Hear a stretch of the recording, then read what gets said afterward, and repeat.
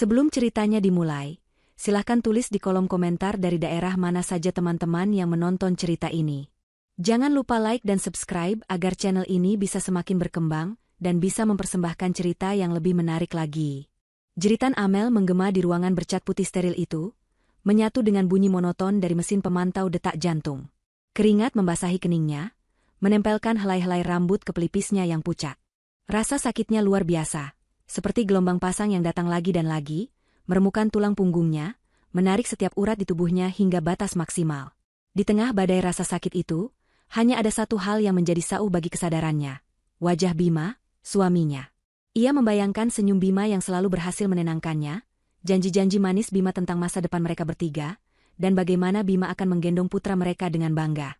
Bima tidak bisa menemaninya saat ini karena ada urusan pekerjaan mendadak di luar kota. Setidaknya itulah yang dikatakannya.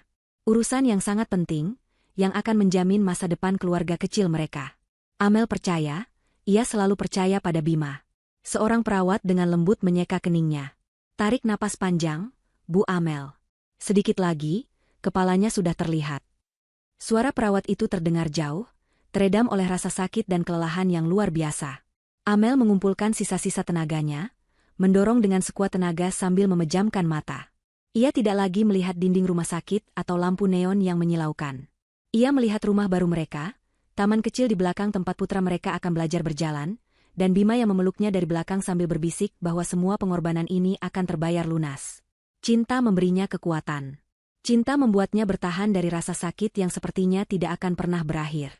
Akhirnya, setelah perjuangan yang terasa seperti selamanya, sebuah tangisan kencang dan nyaring memecah keheningan, mengusir semua rasa sakit. Tangisan pertama putranya. Air mata kelegaan dan kebahagiaan mengalir di pipi Amel. Ia berhasil. Mereka berhasil. Di belahan kota yang lain, di sebuah grand ballroom hotel bintang 5 yang megah, Bima merapikan dasi kupu-kupu sutranya. Ia menatap pantulan dirinya di cermin besar berbingkai emas.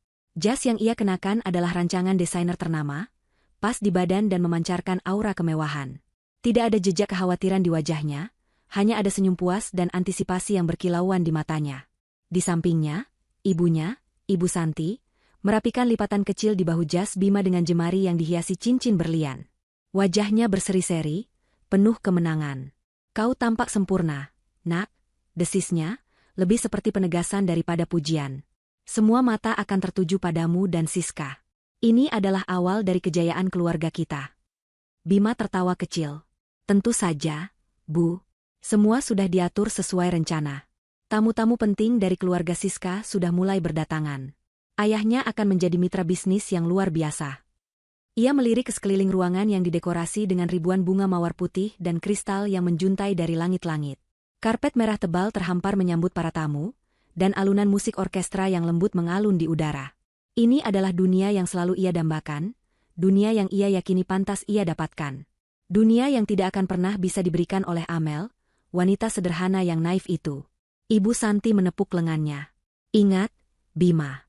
Jangan pikirkan lagi masa lalumu. Anggap saja itu adalah investasi yang akhirnya cair hari ini.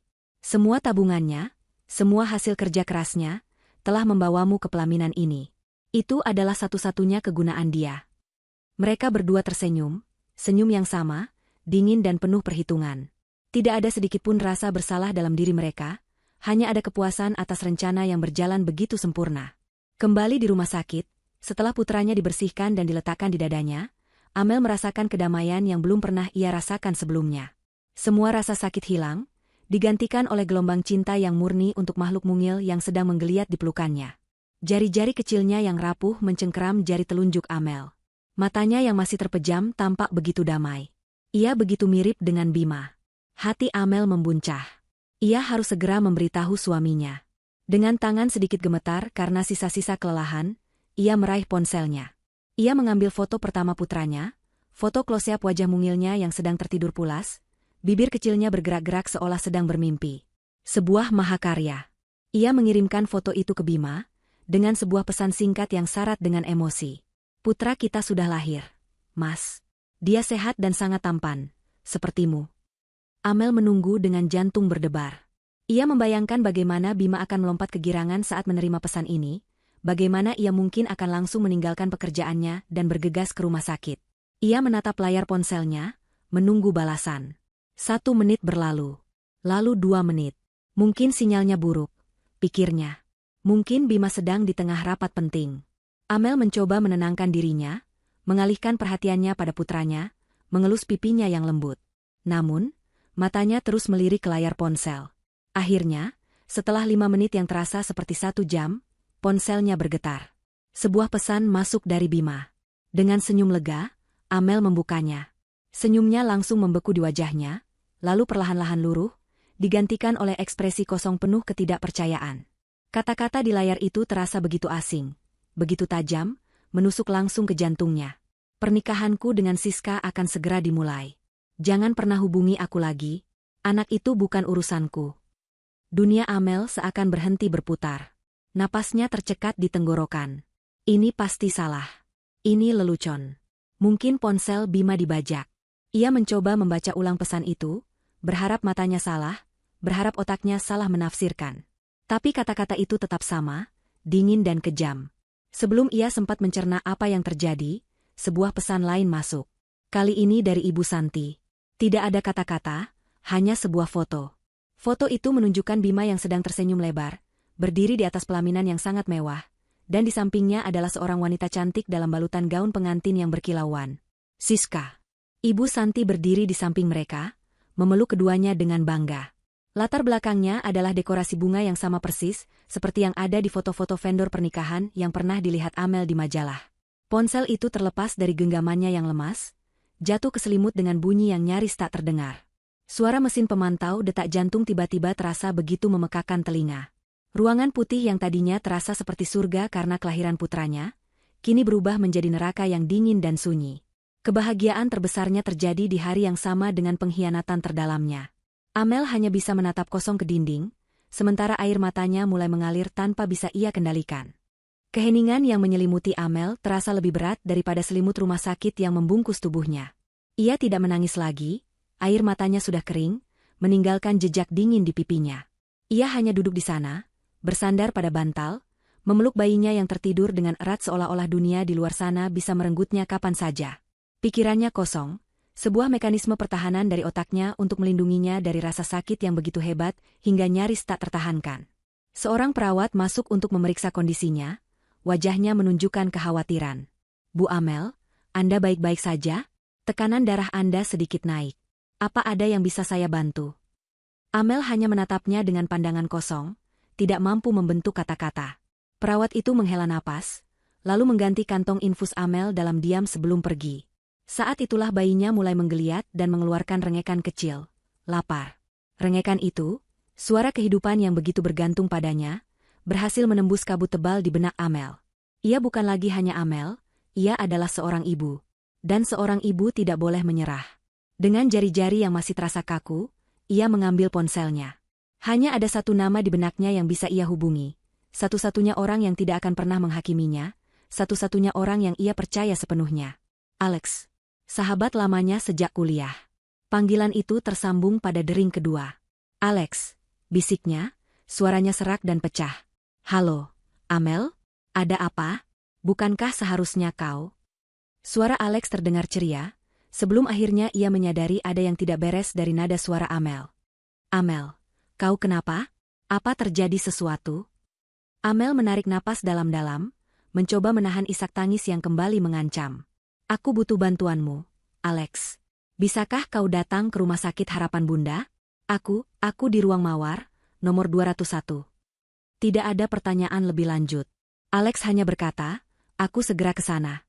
Jangan kemana-mana. Panggilan itu berakhir, dan Amel merasa sedikit beban di dadanya terangkat. Ia tidak sendirian. Setengah jam kemudian, Alex tiba dengan napas terengah-engah, wajahnya penuh kekhawatiran.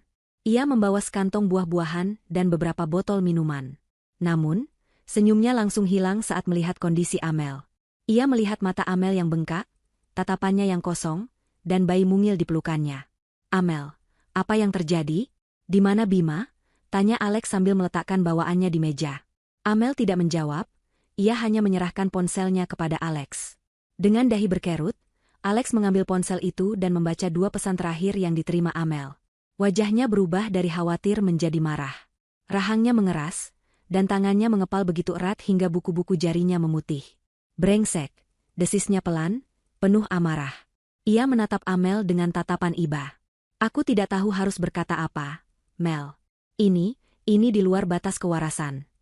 Alex, sebagai seorang pengacara, sudah melihat banyak kasus buruk, tapi pengkhianatan sedingin dan sekejam ini terasa sangat personal.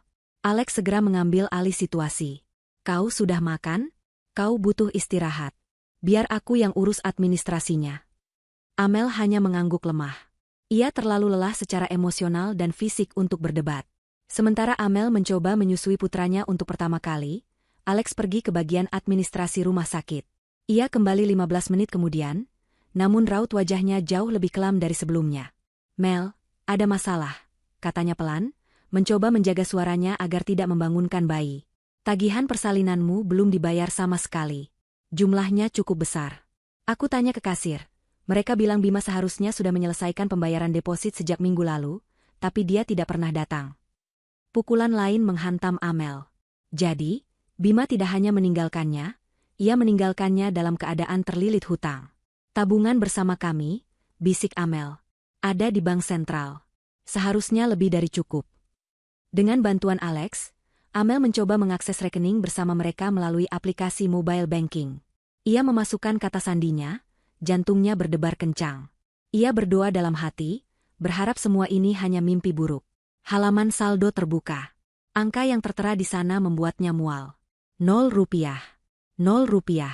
Seluruh tabungan hasil kerja kerasnya selama bertahun-tahun, uang yang ia kumpulkan dengan lembur dan hidup hemat, uang yang seharusnya menjadi dana untuk masa depan putranya, semuanya lenyap. Alex melihat ekspresi ngeri di wajah Amel, dan segera mengambil alih ponsel itu. Sebagai seorang pengacara, nalurinya langsung bekerja. Ia mulai memeriksa riwayat transaksi. Matanya menyipit saat melihat serangkaian transfer besar dalam 2 bulan terakhir. Transfer ke rekening atas nama Ibu Santi, lalu ke beberapa rekening perusahaan yang terdengar seperti vendor perencana pernikahan, catering mewah, dan butik desainer. Semuanya sudah direncanakan dengan sangat matang. Mereka tidak hanya mengambil uangnya, mereka merampoknya secara sistematis untuk membiayai kehidupan baru mereka. "Ini perampokan, Mel. Ini kejahatan," kata Alex dengan suara tegas. "Kita bisa menuntut mereka. Kita bisa." Perkataan Alex terputus oleh dering ponselnya. Sebuah panggilan dari nomor yang tidak dikenal. Biasanya ia akan mengabaikannya, tetapi instingnya mengatakan ia harus mengangkatnya. "Halo, dengan Alex," sapanya. Suara di seberang terdengar profesional. Ternyata itu adalah panggilan dari salah seorang rekannya yang bekerja di kepolisian. "Lex, aku cuma mau kasih info tidak resmi. Ada laporan masuk barusan terhadap salah satu klienmu, namanya Amelinda Sari. Laporan atas dugaan penggelapan dana perusahaan. Pelapornya adalah Bima Wijoyo dan Santi Wijoyo." Alex terdiam membeku. Ia melirik Amel yang sedang menatapnya dengan penuh harap, lalu kembali fokus pada panggilan telepon. "Kau serius? Atas dasar apa?" Rekannya menjelaskan secara singkat bahwa Bima dan ibunya menuduh Amel telah menyalahgunakan posisinya di perusahaan keluarga Bima, tempat Amel pernah membantu pembukuan, untuk mentransfer dana perusahaan ke rekening pribadinya sebelum ia kabur. Setelah menutup telepon, Alex menatap Amel dengan tatapan yang belum pernah Amel lihat sebelumnya.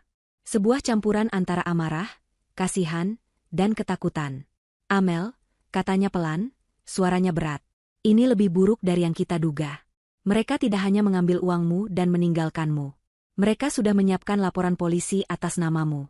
Mereka menuduhmu melakukan penggelapan dana.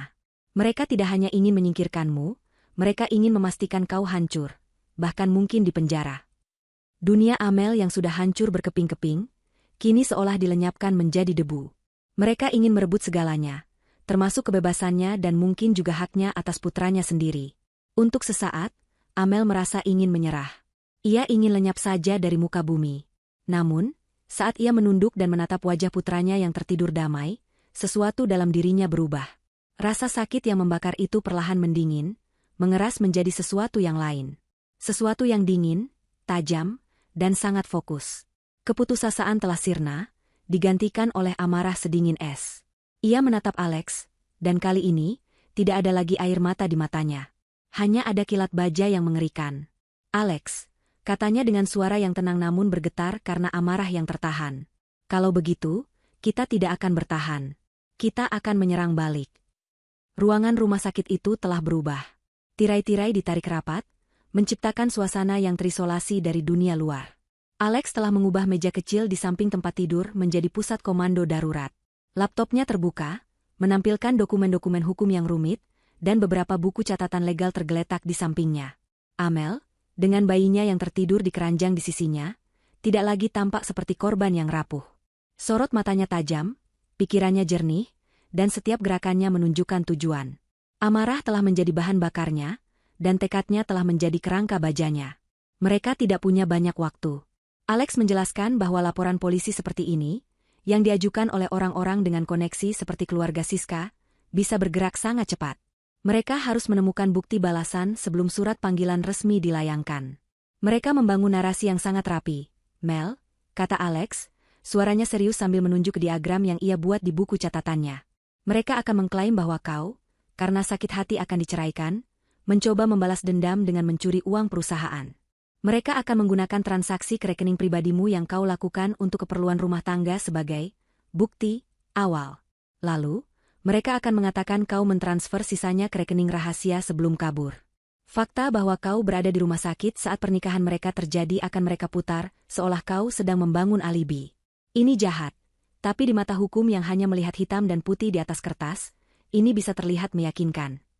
Amel mendengarkan dengan saksama. Setiap kata yang diucapkan Alex adalah cambuk yang melecut semangatnya. Ia tidak akan membiarkan mereka memutarbalikkan fakta. Ia tidak akan membiarkan mereka melukisnya sebagai penjahat. Saat itulah, sebuah ingatan muncul di benaknya, sebuah ingatan yang selama ini ia coba kubur dalam-dalam karena terasa tidak sejalan dengan citra Bima yang ia cintai. Kejadiannya sekitar 3 tahun yang lalu. Mereka baru saja pindah ke rumah pertama mereka, dan Amel sedang membantu Bima memilah barang-barang lamanya. Ada sebuah laptop tua yang sudah tidak terpakai. Bima memintanya untuk membersihkan semua datanya sebelum laptop itu disumbangkan. Amel, dengan patuh, melakukannya. Saat sedang menyalin file-file penting, ia menemukan sebuah folder yang tersembunyi, namanya hanya berupa serangkaian angka acak. Karena penasaran, ia membukanya. Isinya bukanlah foto-foto lama atau dokumen pekerjaan. Isinya adalah rekaman-rekaman audio. Ia mengklik salah satunya. Suara Bima yang lebih muda, lebih arogan, terdengar jelas, bercampur dengan tawa teman-temannya di sebuah bar. Kalian tidak mengerti seninya, kata Bima dalam rekaman itu. Perempuan itu seperti investasi. Pilih yang punya potensi, yang tulus, yang pekerja keras tapi sedikit naif. Buat dia jatuh cinta mati-matian. Buat dia percaya bahwa kau adalah dunianya. Dia akan bekerja untukmu, memberimu segalanya. Dan ketika kau sudah mendapatkan semua yang kau inginkan dan menemukan target yang lebih besar, kau tinggal pergi. Pastikan kau pergi dengan cara yang membuatnya terlihat seperti kesalahannya. Amel ingat bagaimana jantungnya terasa berhenti berdetak saat itu. Ia mendengarkan beberapa file lain. Ada rekaman Bima yang menyombongkan diri tentang cara menipu dalam kesepakatan bisnis kecil, cara memanipulasi angka agar terlihat menguntungkan. Saat itu, cintanya pada Bima membuatnya menyangkal semua yang ia dengar. Ia mengatakan pada dirinya sendiri bahwa ini adalah Bima di masa lalunya yang kelam, bahwa ia telah berubah. Namun, sebagian kecil dari dirinya, sebuah insting purba untuk melindungi diri, menyuruhnya untuk tidak menghapus folder itu. Ia menyalin seluruh folder itu ke sebuah hard drive eksternal kecil, menyimpannya di dalam kotak peninggalan ibunya, dan mencoba melupakan keberadaannya. Sampai hari ini, Alex, kata Amel, suaranya mantap. Aku punya sesuatu. Sesuatu yang mungkin bisa kita gunakan. Ia menjelaskan tentang laptop tua itu dan hard drive yang ia simpan. Mata Alex melebar. Ini bisa menjadi titik baliknya. Di mana hard drive itu sekarang? Tanyanya cepat. Di rumah kontrakan lama kita. Di dalam kotak kayu di bawah lantai papan yang longgar di dalam lemari pakaianku. Tanpa membuang waktu, Alex segera pergi. Amel menunggu dengan cemas, setiap menit terasa seperti 1 jam. Ia menatap putranya, berjanji dalam hati bahwa ia akan melindunginya, bahwa ia akan membersihkan namanya dan memberikan masa depan yang layak untuk anaknya, masa depan yang bebas dari bayang-bayang ayah dan neneknya yang licik. Alex kembali 2 jam kemudian, napasnya sedikit terengah tapi matanya berbinar penuh semangat. Ia membawa hard drive kecil berwarna perak. Tanpa berkata-kata, ia menyambungkannya ke laptopnya. Mereka berdua menatap layar saat folder-folder itu muncul. Ada puluhan file audio, dokumen-dokumen yang dipindai, bahkan beberapa foto. Alex membuka file audio pertama yang pernah Amel dengar. Suara Bima yang arogan kembali memenuhi ruangan sunyi itu. Alex mendengarkan dengan saksama, ekspresinya mengeras menjadi topeng seorang pengacara yang telah menemukan peluru emasnya. Ini bukan hanya bukti karakter buruk, Mel, katanya setelah rekaman itu selesai. Ini adalah bukti niat dan pola perilaku. Kita bisa menggunakannya untuk menunjukkan bahwa apa yang ia lakukan padamu bukanlah tindakan spontan, melainkan puncak dari sebuah rencana jahat yang sudah lama ia pikirkan. Ini akan menghancurkan kredibilitasnya sebagai pelapor. Mereka memeriksa file lainnya. Ada bukti-bukti bagaimana Bima menipu mitra bisnis pertamanya, bagaimana ia memalsukan tanda tangan untuk pinjaman kecil. Semuanya adalah kejahatan skala kecil, tapi jika dirangkai, akan membentuk potret seorang penipu berantai. Senjata mereka bukan lagi hanya perisai untuk bertahan, tapi sebuah tombak untuk menyerang balik. Amel merasakan gelombang kekuatan baru mengalir dalam dirinya. Ia bukan lagi korban yang pasrah. Ia adalah seorang pejuang yang telah menemukan senjatanya. Rencana mulai terbentuk di benak mereka, bukan lagi hanya untuk membersihkan nama Amel, tapi untuk membongkar seluruh kebusukan Bima dan Ibu Santi di hadapan dunia. Mereka ingin menghancurkanku sampai ke akar-akarnya, bisik Amel, lebih pada dirinya sendiri. Mereka tidak tahu, akulah yang akan mencabut mereka sampai ke akarnya. Malam itu, di ruangan rumah sakit yang sunyi, di bawah cahaya lampu neon, persekutuan untuk pembalasan dendam telah lahir. Beberapa hari kemudian, pemandangan telah berubah drastis. Amel dan bayinya tidak lagi berada di rumah sakit. Berkat bantuan Alex yang bergerak cepat, mereka kini menempati sebuah apartemen servis yang aman dan tidak terlacak, sebuah Save House. Suasananya jauh lebih nyaman, tetapi ketegangannya justru meningkat. Mereka sedang berpacu dengan waktu. Di satu sisi, tim hukum Alex bekerja keras untuk menunda proses laporan polisi terhadap Amel dengan berbagai manuver legal. Di sisi lain, Amel dan Alex menyusun strategi serangan mereka. Ruang tamu apartemen itu kini dipenuhi papan tulis putih, catatan tempel, dan cetakan dokumen. Ini adalah ruang perang mereka. Mereka sepakat bahwa serangan pertama tidak boleh bersifat frontal. Mereka harus menggerogoti fondasi kekuatan musuh mereka secara perlahan, dari dalam, menciptakan keretakan sebelum menjatuhkan seluruh bangunan. Kita mulai dari yang paling angkuh, kata Amel sambil menunjuk foto Ibu Santi yang ia temukan di sebuah artikel majalah gaya hidup. Kekuatan terbesarnya adalah citranya di kalangan sosialita. Ia membangun reputasi sebagai wanita terhormat dari keluarga kaya raya yang berhasil membesarkan putra yang sukses. Itu semua kebohongan. Amel mulai menceritakan semua yang ia ketahui tentang ibu mertuanya kepada Alex. Ia menceritakan tentang masa lalu Ibu Santi yang sebenarnya, yang sering diceritakan oleh kerabat jauh Bima saat mereka pikir Amel tidak mendengarkan. Ibu Santi berasal dari keluarga yang sangat sederhana.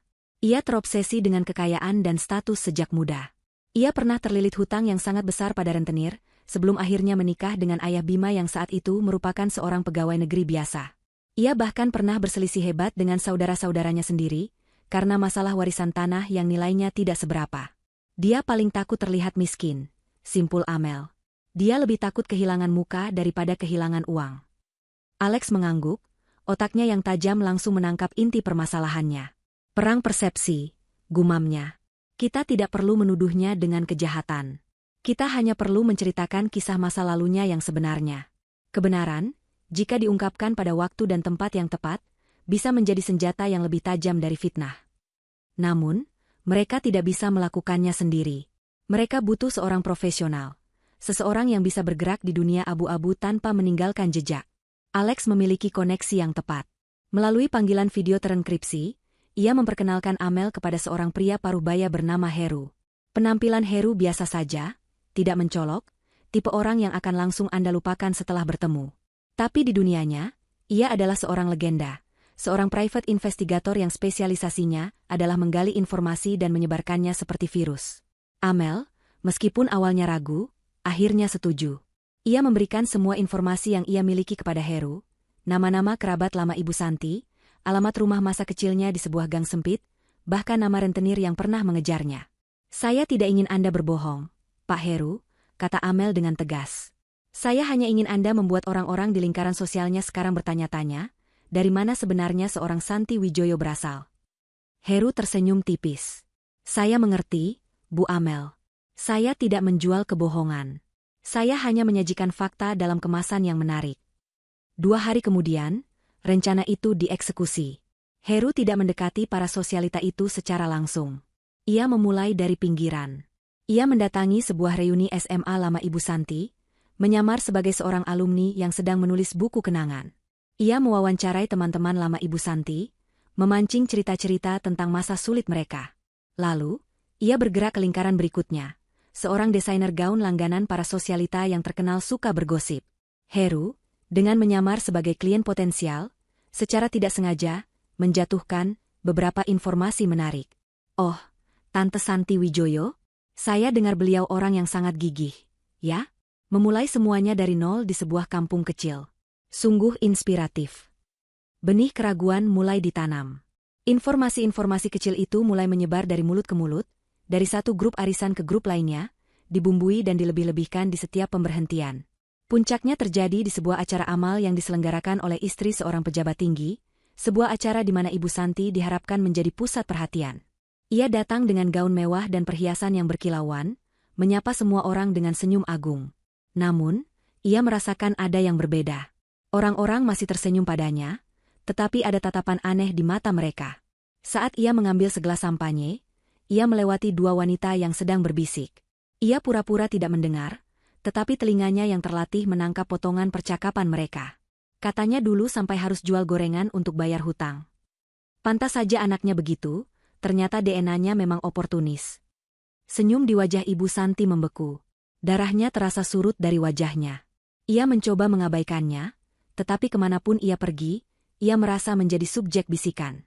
Benteng status sosial yang ia bangun dengan susah payah selama puluhan tahun kini terasa begitu rapuh. Ia merasa telanjang di tengah keramaian. Dengan panik, ia meninggalkan pesta lebih awal, sesuatu yang belum pernah ia lakukan sebelumnya. Begitu masuk ke dalam mobilnya, tangannya yang gemetar meraih ponsel. Ia menelepon Bima. Bima, desisnya, suaranya tidak lagi terdengar angkuh, melainkan panik dan takut. Seseorang mencoba menghancurkan nama baik ibu. Serangan pertama telah mengenai sasarannya. Panggilan telepon dari Ibu Santi datang seperti badai kecil yang mengawali sebuah topan. Bima, yang sedang sibuk memilih kancing manset berlian untuk setelan pernikahannya, menjawabnya dengan nada sedikit tidak sabar. Ada apa, Bu? Aku sedang sibuk. Di seberang telepon, suara ibunya yang biasanya tenang dan penuh kendali, kini terdengar tajam dan panik. Sibuk? Reputasi ibu sedang diinjak-injak di depan semua orang dan kau bilang kau sibuk. Hardiknya. Ia menceritakan dengan cepat tentang bisik-bisik di pesta amal, tentang bagaimana orang-orang menatapnya dengan aneh, dan tentang gosip masa lalunya yang tiba-tiba muncul ke permukaan. Bima mendengus. Ibu terlalu paranoid. Itu hanya orang-orang iri. Abaikan saja. Sebentar lagi kita akan menjadi keluarga terpandang, siapa yang berani bicara macam-macam. Bima, dalam keangkuhannya, tidak bisa melihat ini sebagai sebuah serangan. Baginya, Amel adalah masalah yang sudah selesai. Seorang wanita lemah yang sedang menangis di suatu tempat, tidak mungkin mampu melakukan hal seperti ini. Kau tidak mengerti, Bima. Rasanya berbeda. Jerit ibunya sebelum Bima memutus panggilan dengan alasan harus segera bersiap. Ia menganggap ibunya hanya bereaksi berlebihan. Sebuah kesalahan fatal. Di apartemen persembunyian mereka, Amel dan Alex menganalisis langkah mereka selanjutnya. Papan tulis mereka kini memiliki dua foto di tengahnya, Bima dan Siska. Ibu Santi sudah goyah, kata Alex. Serangan pada harga dirinya berhasil membuatnya panik. Sekarang, kita harus memecah aliansi utama mereka. Amel menatap foto Siska, wanita yang tersenyum angkuh di samping Bima. Amel mengenali tipe seperti Siska, gadis kaya yang terbiasa mendapatkan segalanya, yang harga dirinya dibangun di atas kekayaan dan status keluarganya. Kelemahan Siska adalah rasa tidak amannya, jelas Amel. Di balik semua keangkuhannya, dia sangat pencemburu dan takut tidak menjadi nomor satu. Tapi target kita sebenarnya bukan dia, melainkan ayahnya, Pak Tirtayasa. Amel menjelaskan bahwa Pak Tirtayasa adalah seorang pengusaha tua yang sangat cerdik dan protektif. Ia menyayangi Siska, tetapi lebih dari itu, ia menyayangi nama baik dan kelangsungan bisnis keluarganya. Pak Tirtayasa tidak akan mentolerir penipu di dalam keluarganya, tidak peduli betapa Siska mencintai pria itu. Jika kita bisa membuatnya ragu pada Bima, dia sendiri yang akan menghancurkan pernikahan ini dari dalam. Rencananya pun disusun. Mereka kembali menyelami data di dalam hard drive Bima. Kali ini, mereka mencari jejak-jejak keuangan yang mencurigakan. Mereka menemukan sebuah pola, Bima sering meminjam uang dalam jumlah kecil dari beberapa orang, termasuk beberapa wanita, dengan janji keuntungan investasi yang tidak pernah terwujud. Mereka juga menemukan riwayat taruhan online dari beberapa tahun lalu. Jumlahnya tidak masif, tetapi polanya menunjukkan kecenderungan berjudi. Alex dengan cermat menyusun sebuah portofolio. Isinya bukan tuduhan, melainkan pertanyaan. Mereka mencetak beberapa laporan bank dengan transaksi keluar masuk yang aneh, menyorotinya dengan stabilo kuning. Mereka menambahkan beberapa salinan percakapan lama Bima yang membahas tentang proyek berisiko tinggi. Semua disajikan seolah-olah itu adalah hasil penyelidikan awal dari sebuah firma investigasi. Kita tidak menuduhnya sebagai penjudi atau penipu, jelas Alex. Kita hanya menyajikan data dan membiarkan pikiran Pak Tirtayasa yang curiga itu bekerja sendiri. Sebuah paket coklat tebal dan rapi dikirimkan ke kantor pusat Tirtayasa Group keesokan harinya. Paket itu tidak dialamatkan kepada sembarang orang, melainkan langsung ke meja Pak Tirtayasa, dengan label, pribadi dan rahasia. Pak Tirtayasa, seorang pria berusia akhir 50-an dengan tatapan mata setajam elang, membukanya dengan rasa ingin tahu. Awalnya ia mengira itu adalah laporan bisnis biasa. Namun, saat melihat isinya, alisnya bertaut. Tidak ada nama pengirim, hanya selembar catatan yang diketik rapi. Seorang rekan bisnis yang baik selalu melakukan uji tuntas.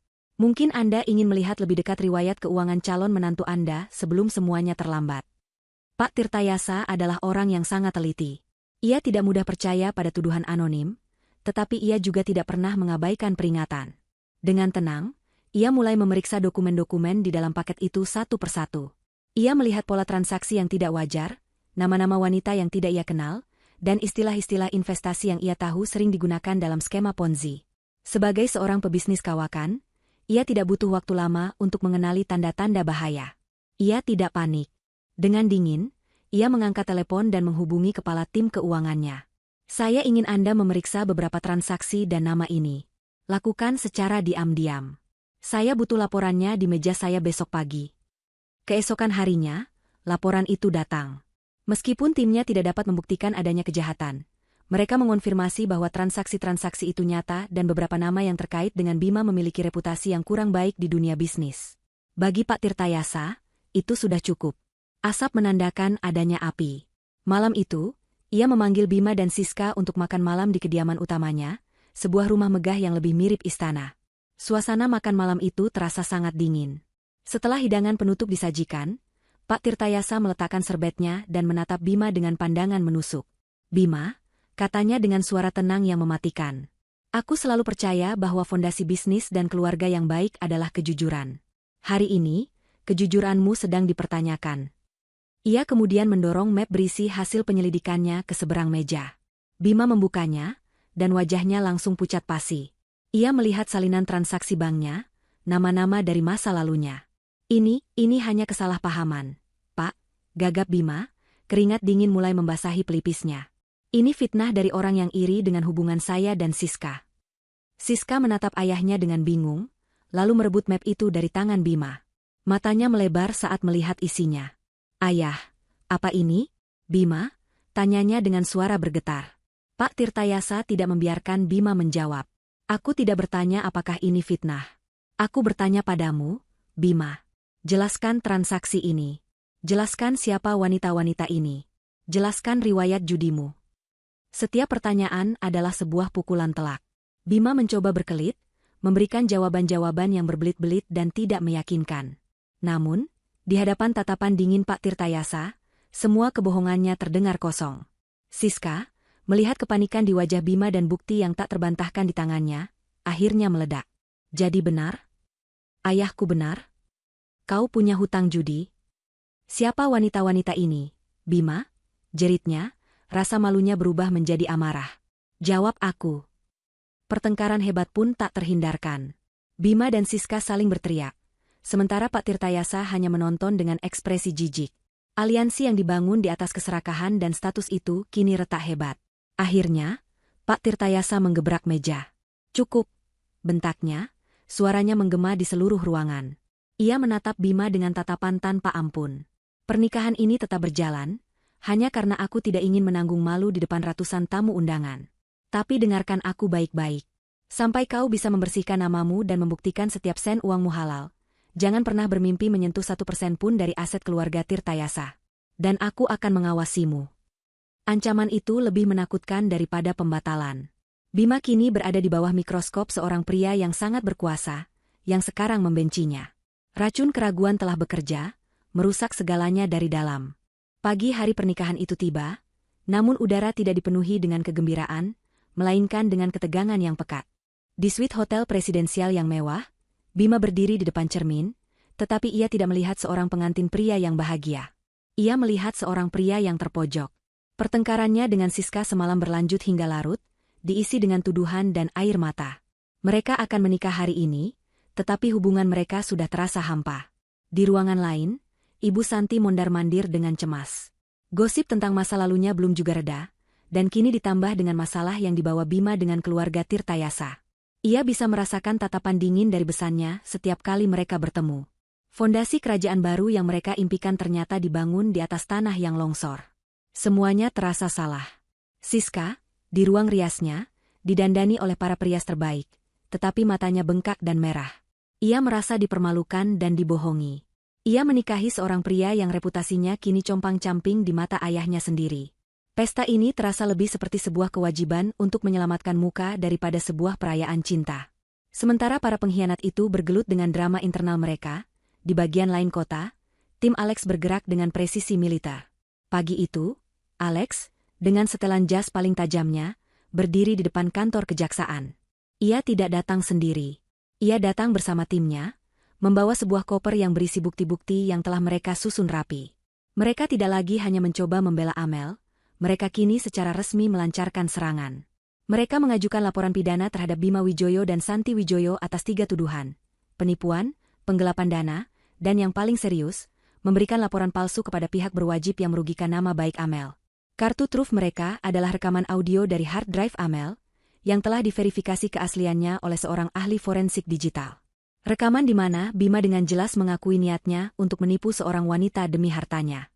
Bukti ini menunjukkan adanya niat jahat yang terencana. Pak Jaksa, jelas Alex dengan tenang kepada seorang jaksa penuntut senior. Laporan polisi yang mereka buat terhadap klien saya hanyalah taktik untuk membungkam korban dan mengalihkan perhatian. Klien saya, yang baru saja melahirkan, kini harus menghadapi ancaman penjara karena fitnah keji mereka. Jaksa itu mendengarkan rekaman audio tersebut dengan saksama. Ekspresinya mengeras. Ia sudah menangani banyak kasus, dan ia bisa mencium bau kebusukan dari jarak 1 kilometer. Bukti audio itu, ditambah dengan bukti transfer dana yang sistematis dari rekening Amel ke vendor pernikahan, sudah lebih dari cukup untuk memulai penyelidikan serius. Mereka melakukan ini semua untuk membiayai pernikahan mewah yang sedang berlangsung hari ini. Tambah Alex, memberikan pukulan terakhir. Jaksa itu mengangguk. Kita harus bergerak cepat sebelum mereka menghilangkan barang bukti. Sebuah surat perintah penggeledahan dan penyitaan darurat pun segera dikeluarkan, ditujukan ke alamat kantor pusat Wijoyo Group, perusahaan milik keluarga Bima. Alex telah mengatur waktunya dengan sempurna. Kembali di kantor Wijoyo Group, suasana pagi itu berjalan seperti biasa. Para karyawan bekerja dengan tenang, tidak menyadari badai yang akan datang. Tepat pukul 10 pagi, saat Bima sedang memasang bunga di saku jasnya, beberapa mobil berwarna gelap berhenti di depan lobi gedung. Beberapa pria berpenampilan serius dengan rompi bertuliskan, "Kejaksaan," masuk ke dalam gedung, dipimpin oleh seorang penyidik senior. Mereka menunjukkan surat perintah kepada satpam yang terkejut, lalu langsung menuju ke ruang server dan ruang direksi. Manajer kantor, Pak Darman, seorang pria loyal yang sudah bekerja puluhan tahun untuk keluarga Bima, mencoba menghalangi mereka dengan panik. Ada apa ini? Bapak-bapak tidak bisa masuk begitu saja. Mana surat perintahnya? Penyidik utama menunjukkan dokumen resmi itu di depan wajahnya. Mata Pak Darman melebar saat membaca nama Bima Wijoyo dan tuduhan penipuan tertera di sana. Para penyidik bergerak dengan efisien. Mereka menyegel ruang kerja Bima dan Ibu Santi. Tim IT mereka mulai menyalin data dari server utama, sementara yang lain mengemasi tumpukan dokumen keuangan, laptop, dan komputer. Karyawan yang lain hanya bisa menonton dengan mulut ternganga, beberapa mulai berbisik dan merekam dengan ponsel mereka secara diam-diam. Reputasi perusahaan yang dibangun bertahun-tahun hancur dalam hitungan menit. Pak Darman, dengan tangan gemetar, segera menelepon Bima. "Halo, Bima?" Sapanya di telepon, suaranya terdengar tercekat. "Pak Bima." "Gawat, Pak. Ada orang dari kejaksaan di sini." "Di kantor?" Bima, yang sedang menerima ucapan selamat dari seorang kerabat, tertawa kecil. Ada apa, Darman? Jangan bercanda. Aku sedang sibuk. Saya tidak bercanda, Pak, seru Darman, suaranya nyaris berteriak, mengabaikan tatapan tajam dari para penyidik. Mereka menyita semuanya. Server, komputer Bapak, dokumen-dokumen. Mereka bilang ini terkait laporan penipuan. Nama Bapak disebut. Jantung Bima seolah berhenti berdetak. Ponselnya nyaris terlepas dari tangannya. Latar belakang suara di telepon Pak Darman terdengar gaduh.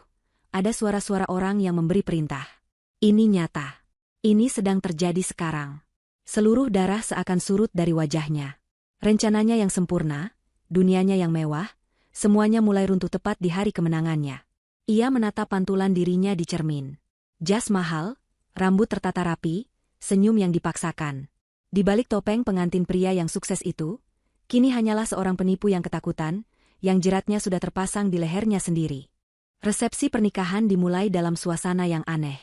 Upacara janji suci yang seharusnya sakral terasa hambar dan terburu-buru. Bima mengucapkan sumpahnya dengan suara yang sedikit bergetar, pikirannya melayang ke kantornya yang kini disegel dan reputasinya yang hancur di dunia bisnis.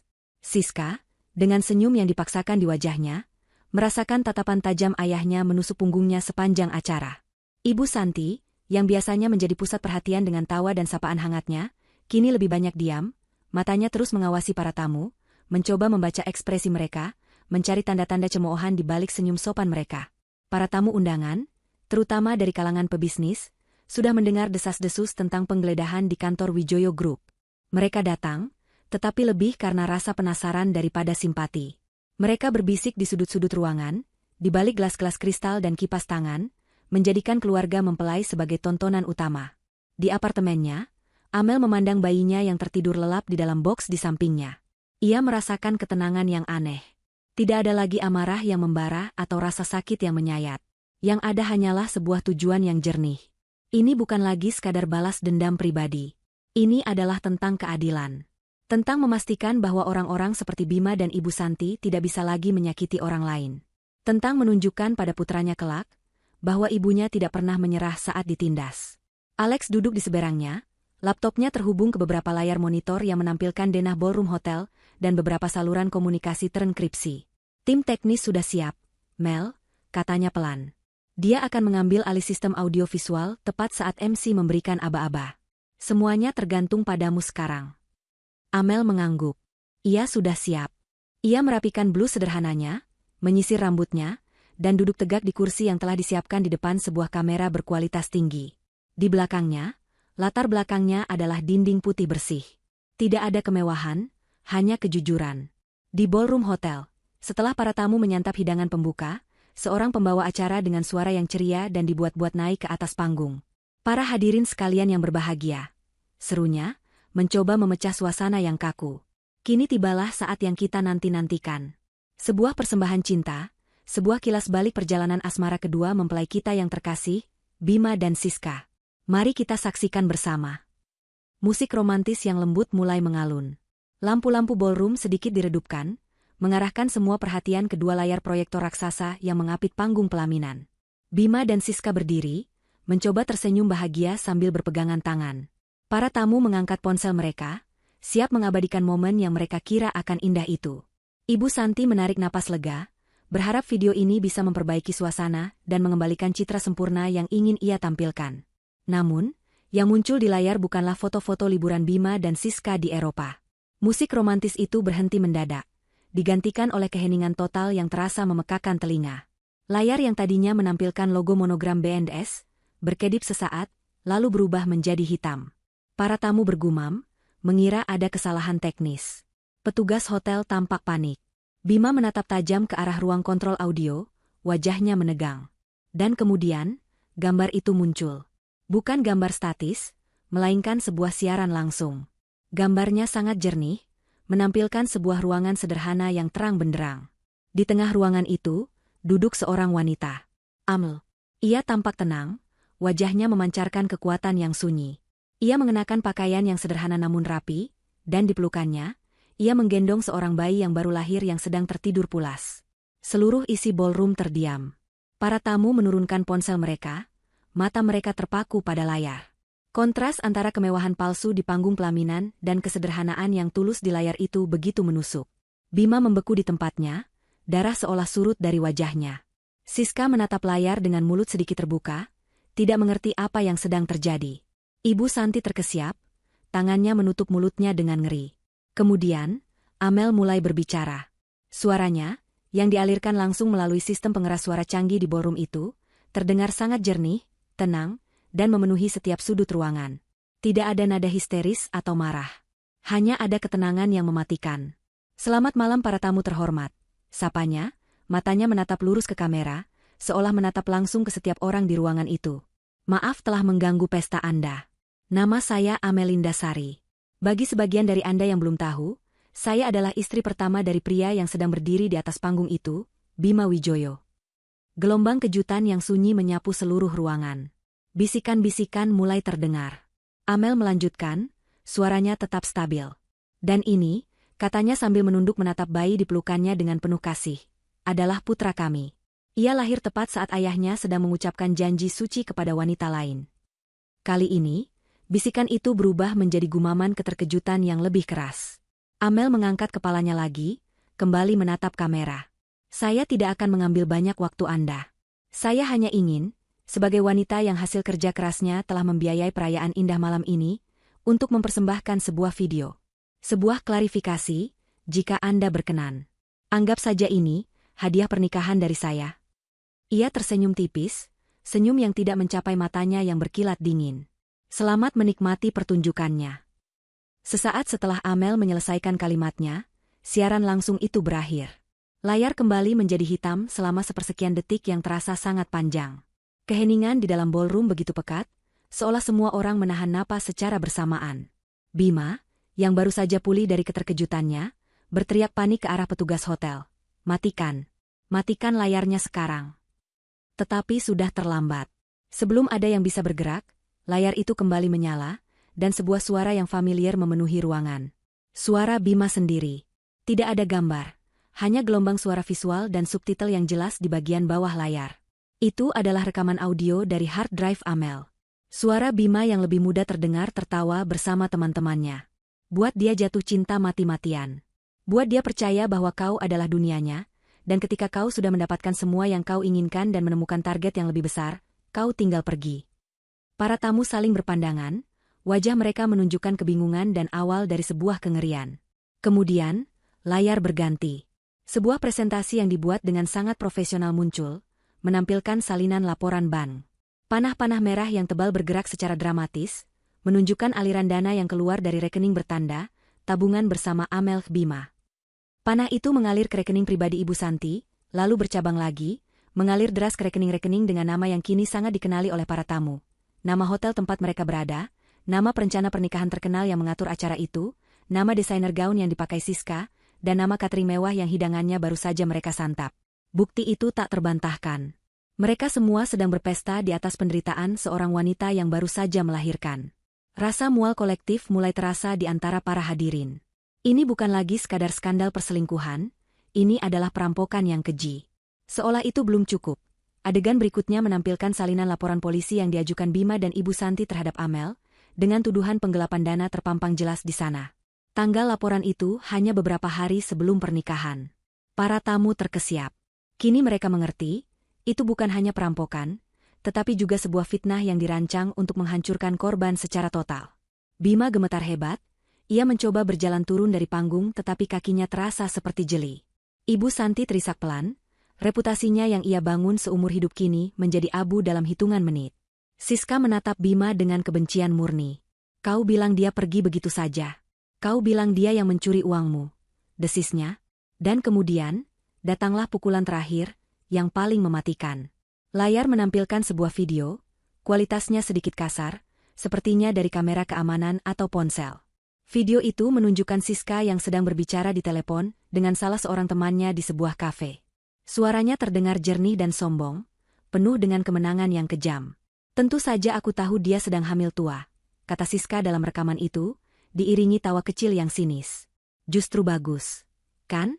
Dia tidak akan bisa berbuat apa-apa, terlalu sibuk mengurus perutnya. Saat dia sadar, Bima dan semua hartanya sudah menjadi milikku. Dia pantas mendapatkannya karena terlalu bodoh dan naif. Itulah momen yang menghancurkan segalanya. Siska bukan lagi korban dari seorang pria penipu. Ia adalah partner, seorang konspirator yang sama jahatnya. Ia adalah ular yang ikut merencanakan serangan. Seluruh simpati yang mungkin masih tersisa untuknya langsung lenyap.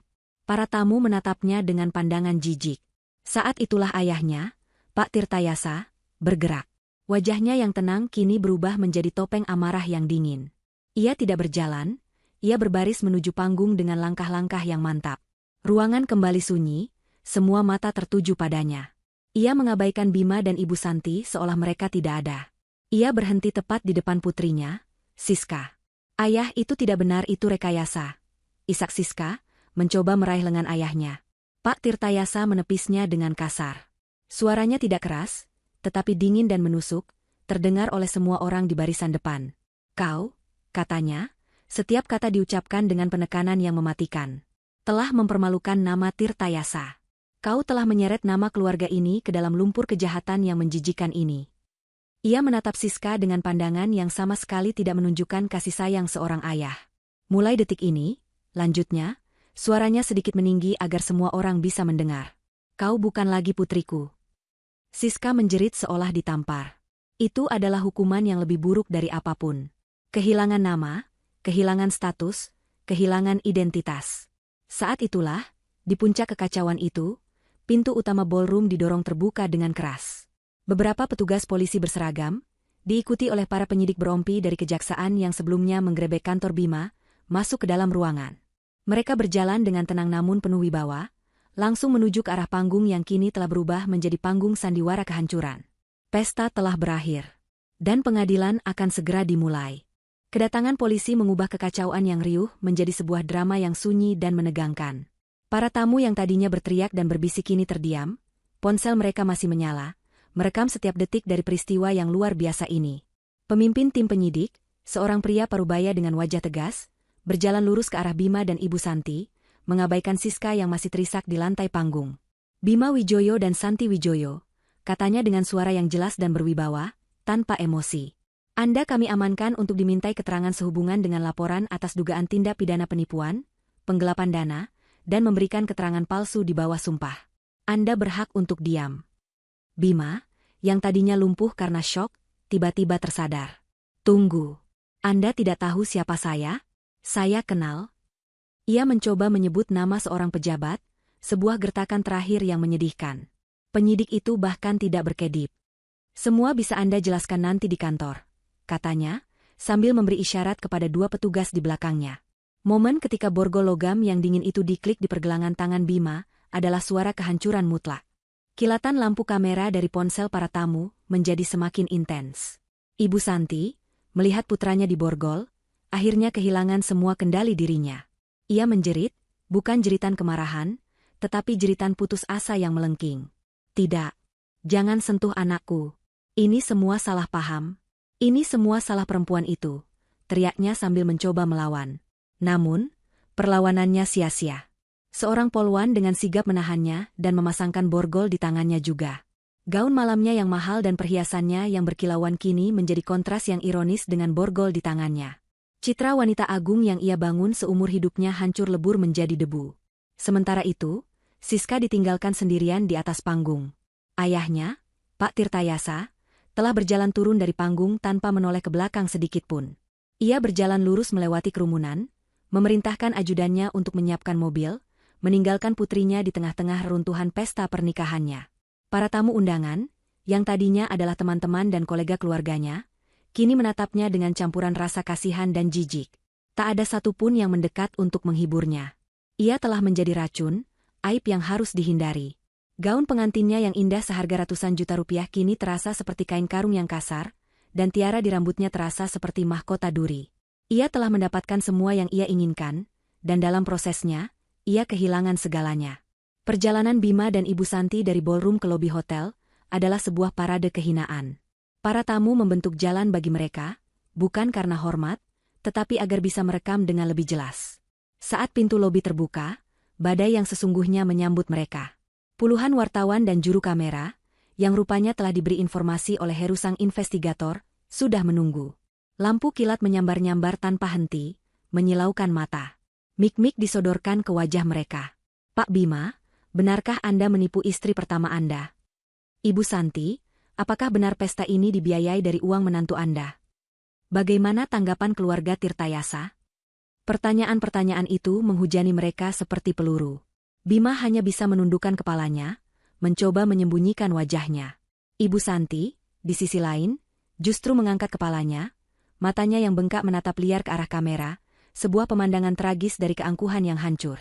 Momen itu, gambar seorang ibu dan anak digiring ke mobil polisi dari pesta pernikahan mereka sendiri, menjadi gambar ikonik yang akan menghiasi halaman depan semua media keesokan harinya. Berita itu meledak di internet. Dalam waktu kurang dari 1 jam, tagar pesta pengkhianat menjadi trending topik nomor 1. Video yang diputar Amel di pesta itu bocor dan menjadi viral, ditonton dan dibagikan jutaan kali. Setiap detail dari pengkhianatan itu dikuliti habis oleh para netizen. Akun media sosial Bima, Siska, dan Ibu Santi diserbu dengan hujatan. Perusahaan Wijoyo Group dan Tirtayasa Group menjadi bulan-bulanan. Harga saham perusahaan Tirtayasa anjlok pada pembukaan pasar keesokan harinya. Mitra-mitra bisnis mulai menjaga jarak. Badai yang diciptakan Amel tidak hanya menghancurkan para pelaku, tetapi juga meruntuhkan pilar-pilar kekuasaan yang menyokong mereka. Malam itu, di sebuah ruang interogasi yang dingin dan berbau disinfektan, Bima dan Ibu Santi duduk saling berhadapan, menunggu pengacara mereka datang. Tidak ada lagi kemewahan, tidak ada lagi kekuasaan. Hanya ada 2 orang yang putus asa di bawah cahaya lampu neon yang berkedip-kedip. Keheningan di antara mereka pecah saat Bima akhirnya menatap ibunya dengan tatapan penuh kebencian. Ini semua salah ibu, desisnya, suaranya serak. Ide ibu untuk menggunakan uang Amel. Ide ibu untuk menjebaknya dengan laporan polisi. Kalau saja ibu tidak serakah. Ibu Santi, yang tadinya hanya menatap kosong, langsung tersulut amarah. Salahku, pekiknya, suaranya melengking. Kau yang tidak becus. Kau yang meninggalkan jejak di mana-mana seperti amatiran. Kau yang terlalu sombong hingga meremehkan perempuan itu. Aku membesarkanmu untuk menjadi pemenang, bukan pecundang bodoh sepertimu. Mereka saling berteriak, saling menyalahkan, melemparkan semua kesalahan dan kegagalan mereka kepada satu sama lain. Persekutuan serakah mereka, yang pernah begitu solid, kini telah hancur. Di tengah kehancuran total, yang tersisa hanyalah racun kebencian di antara mereka, terkurung bersama di dalam neraka yang mereka ciptakan sendiri. 1 tahun kemudian, pemandangan dari jendela kaca setinggi dinding itu adalah panorama kota Jakarta yang sibuk, dengan gedung-gedung pencakar langit yang menjulang menantang awan. Di dalam ruangan itu, suasananya tenang dan penuh kendali. Ini adalah ruang rapat dewan direksi di lantai tertinggi sebuah gedung perkantoran prestisius. Di ujung meja rapat yang panjang, duduk seorang wanita yang memancarkan aura kepercayaan diri dan kecerdasan. Ia mengenakan setelan blazer berwarna krem yang dipotong dengan sempurna, rambutnya ditata rapi, dan tatapan matanya tajam saat ia memberikan presentasi akhir kepada para investor. Wanita itu adalah Amel. Dengan mengakuisisi aset-aset logistik mereka yang terdiskon dan merevitalisasi rantai pasokan dengan sistem baru kita, saya proyeksikan kita akan mencapai profitabilitas penuh pada kuartal keempat, katanya, suaranya tegas dan meyakinkan. Para investor mengangguk setuju, terkesan oleh visi dan ketajamannya. Rapat ditutup dengan jabat tangan dan kesepakatan bernilai miliaran rupiah. Transformasi Amel dalam 1 tahun terakhir sungguh luar biasa.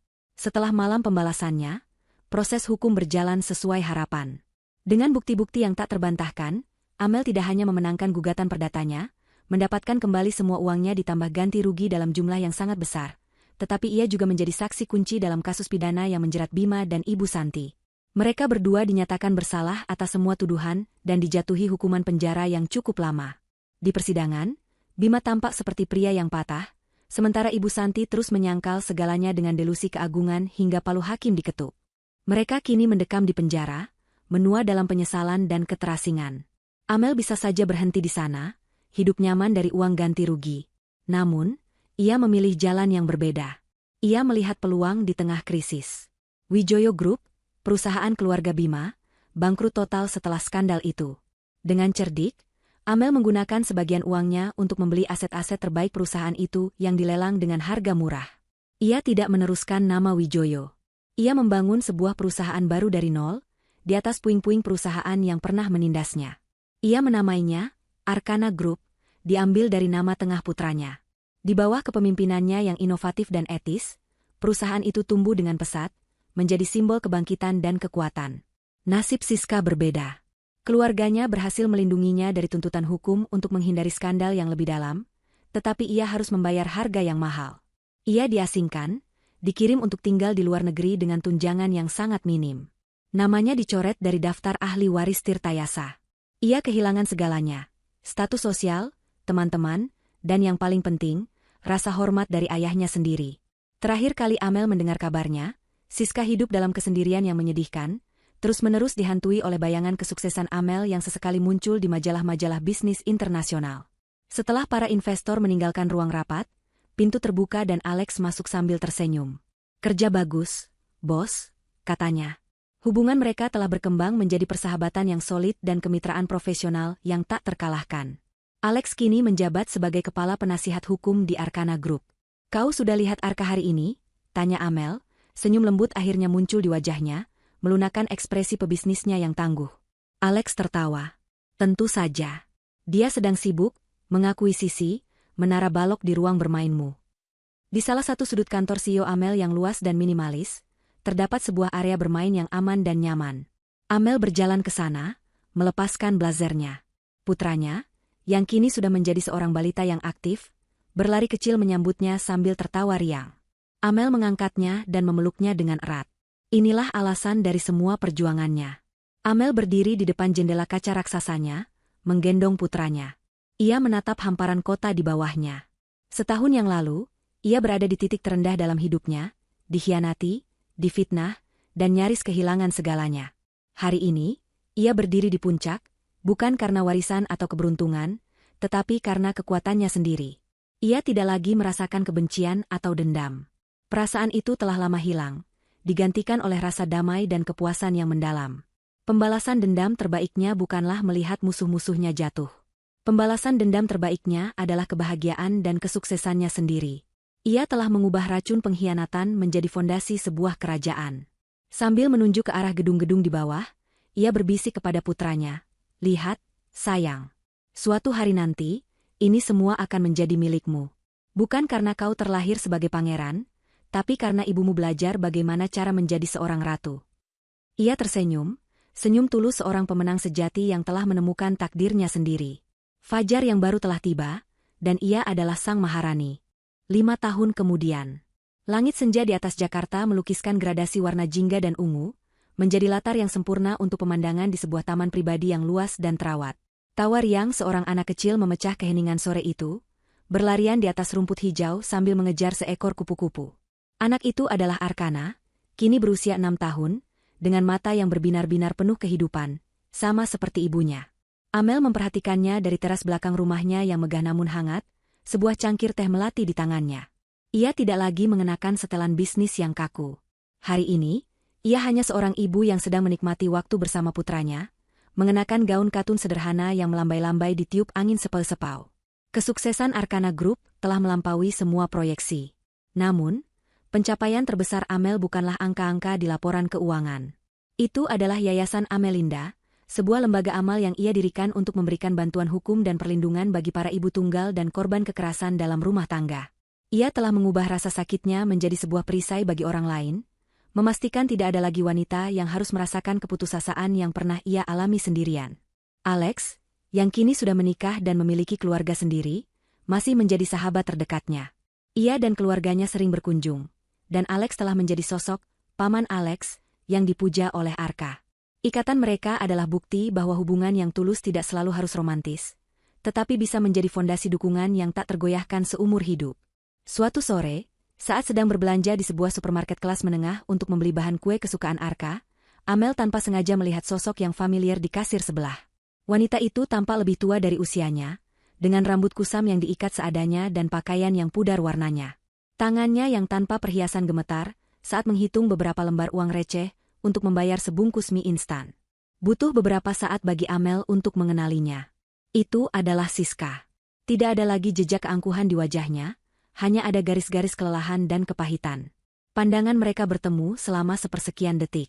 Di mata Siska, Amel melihat kilat keterkejutan, rasa malu yang mendalam, dan iri hati yang tak terucapkan, sebelum Siska cepat-cepat membuang muka dan bergegas pergi, menghilang di antara keramaian. Amel tidak merasakan kemenangan, hanya sebuah kesedihan yang samar. Karma, ternyata, bukanlah sebuah ledakan yang dahsyat, melainkan sebuah erosi yang lambat dan sunyi, yang mengikis segalanya hingga tak bersisa. Tentang Bima dan Ibu Santi, berita terakhir datang beberapa bulan lalu. Ibu Santi meninggal dunia di klinik penjara, karena komplikasi penyakit yang sudah lama dideritanya. Ia pergi dalam kesendirian, tanpa ada satu orang pun yang menjenguknya. Permohonan pembebasan bersyarat Bima ditolak untuk kedua kalinya.